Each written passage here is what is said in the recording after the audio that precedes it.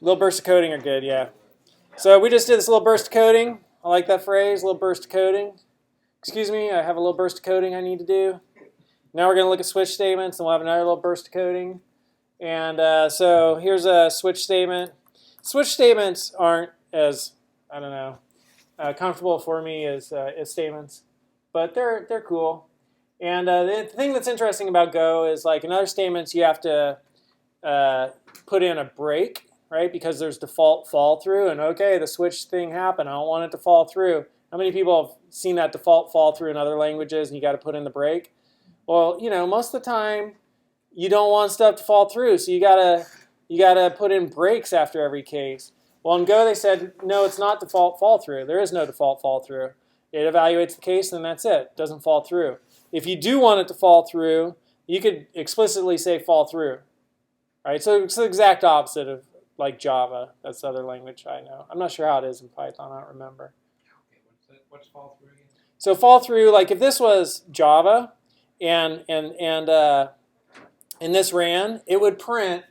It would evaluate the true MD, right? So it'd say, okay, the switch is, I'm looking for MD, and the case is this MD? Yeah, that's it. That's true. So it'd print, what's up, MD? And then it'd fall through and print, what's up, Shushan? And then it'd say, have you no friends? Because I didn't include a break statement after here. So in other languages, let me make sure I'm clear, you'd have to put a break statement right there. Well, that leads to you writing a lot of extra crap, and it clutters up your code and makes you type more. So they said, most of the time you don't want fall through. Why are we writing all these break statements?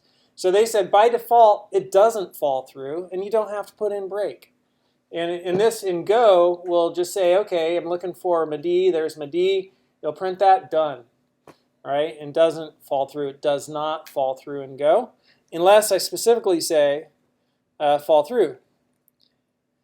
And that's what I put in the comment up there. No default fall through. Fall through is optional. You can specify fall through by explicitly stating it. Break isn't needed like in other languages. So here I'm explicitly stating fall through. So in this one, Marcus, it'll print what's up, Marcus, what's up, Madi, what's up, Julian, and then it's out because there's no fall through after that. But Julian doesn't have fall through. It might actually just print Marcus and Madi, but who cares? I don't know, but you know, it does print this, so I don't know if that makes it fall through. I don't know. You could play with it, yeah. So you could do multiple evals. So here I was just like had switch Jenny, and I was just looking at one case, right? But here it's like this is like Tim or Jenny. Yeah, it's Jenny. Okay, and so it'll print that, and you can see that it printed it. So it's like an or. Multiple evals.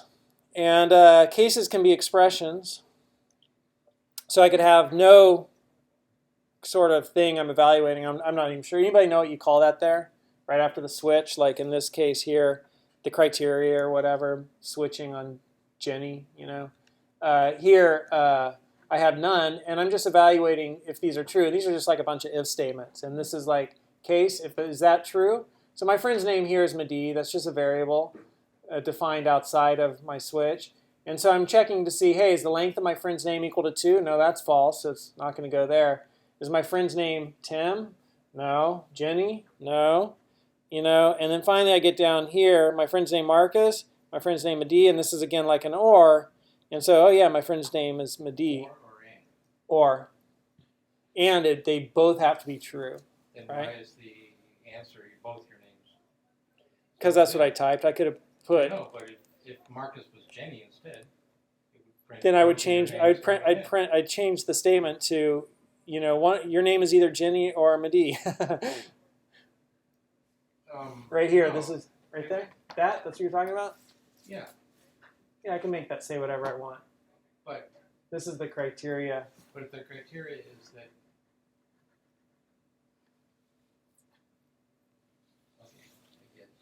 So you could put an or operator in place of that comma? No, I don't think so. The way it's written, it will function as an or. Yeah, that's what I'm saying. The way it's written, it functions as an or.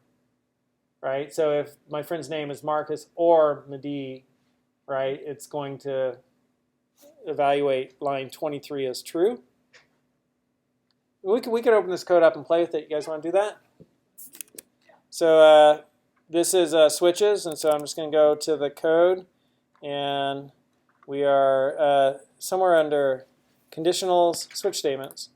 And there's fall through, multiple evals, and no expression. That's kind of what we're on. And so here it is, MD, right? So let's run that. Bring this over.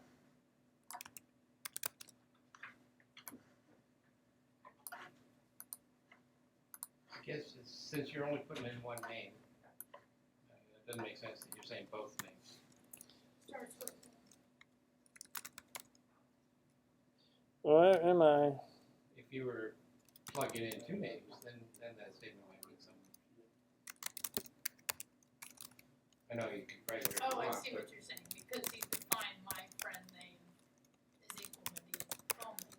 yeah. And in that line, And then he's the testing line, for a the line's a condition. little illogical He's just because testing for a condition you've only that never plugged in exists. one name.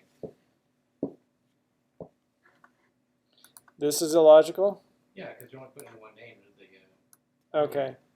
How about this? Your name starts with M. I mean, that would be fine. I heard that. Yeah, that makes sense. So where is this? We are in 1104.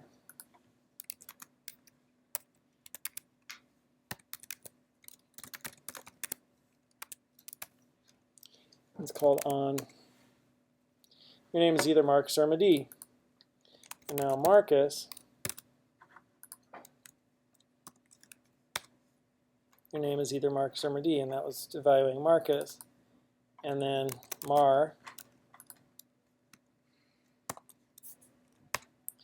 no default, right? I don't have a default there. So I could maybe try typing that from memory. And better yet, let me look it up. What's the default look like? Just default, that's it. Yep.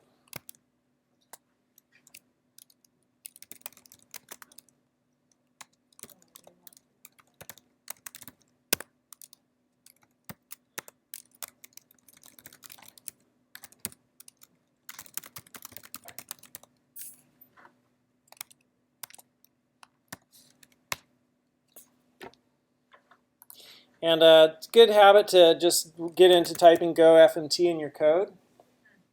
And this is if you're in WebStorm. If you're in Atom, it saves automatically and does that. And so you can see it moved my default over there. Fix where that was laid out. There's probably a way to set that up to automatically happen in WebStorm. I just haven't figured it out yet. That answer your question, Bob? Yeah? What was the question? Cool. Oh, both your names.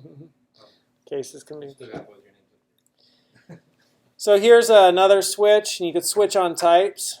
We'll learn more about interfaces later, but you know, this is just something you see sometimes.